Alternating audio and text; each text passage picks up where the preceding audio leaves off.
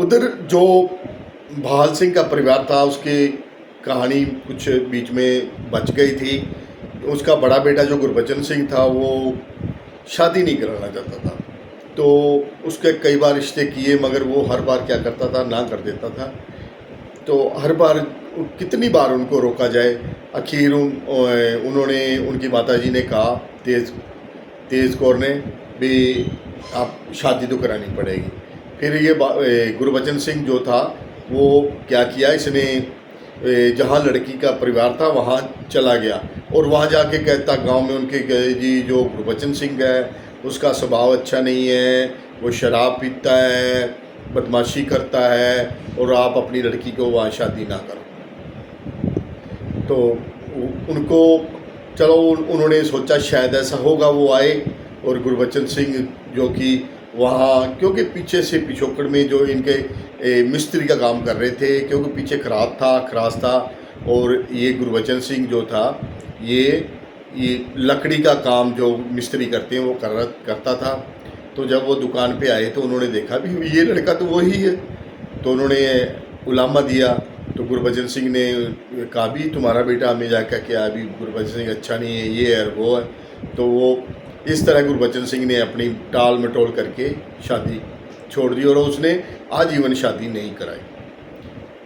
इसी तरह वो जो संगरिया में रहते थे बलबीर सिंह का परिवार, उसकी कहानी आगे बढ़ती है। बलबीर सिंह के 4 पुत्र और एक बेटी थी। बेटी का नाम गुरमीत कौर, बड़े बेटे का नाम बलविंदर सिंह, उसके छोटे बेटे का नाम त्रिलोक सिंह, और उससे जो था सुल्तान, और उससे छोटा मुख्तार सिंह था, जो कि संगरिया में रह रहे थे। उनको नहर के साथ वाली ज़मीन वहाँ उन्होंने अपनी वहाँ रख कर ली और वहाँ सारा परिवार रहने लगा। धीरे धीरे उन्होंने वो ज़मीन बनाई।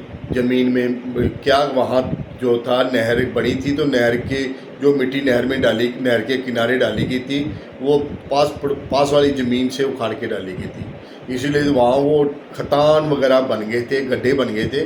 वो काफ़ी कोई 15-15, 10-10 फुट के नीचे काफ़ी गहरे गड्ढे थे।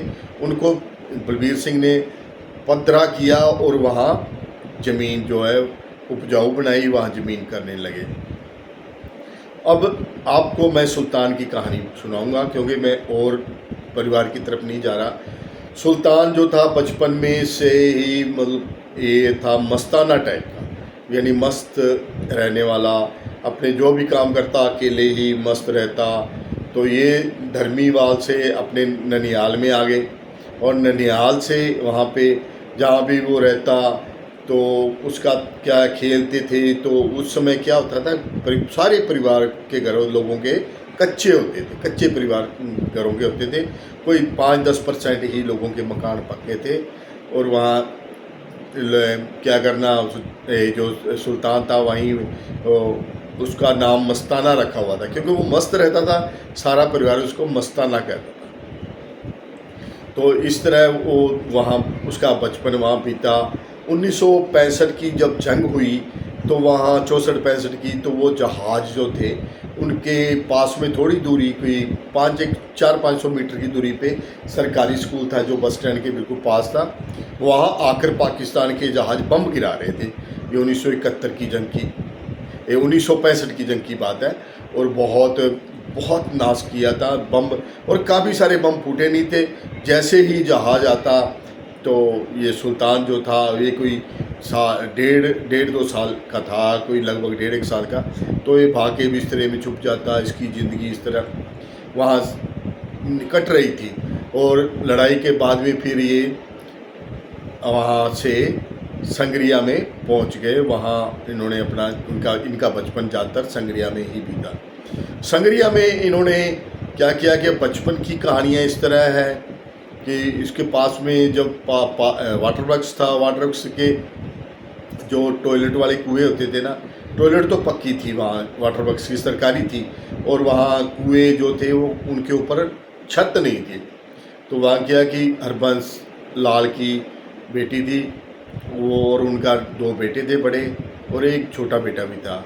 तो ये खेलते खेलते उनकी बेटी वो कुएँ में नीचे गिर रही थी और सुल्तान ने उसको पकड़ के, कोई लगभग सुल्तान की उम्र 7 साल थी, उसको जब वो वहाँ गिर रही थी तो उसको पकड़ के काफ़ी देर पकड़े रखा।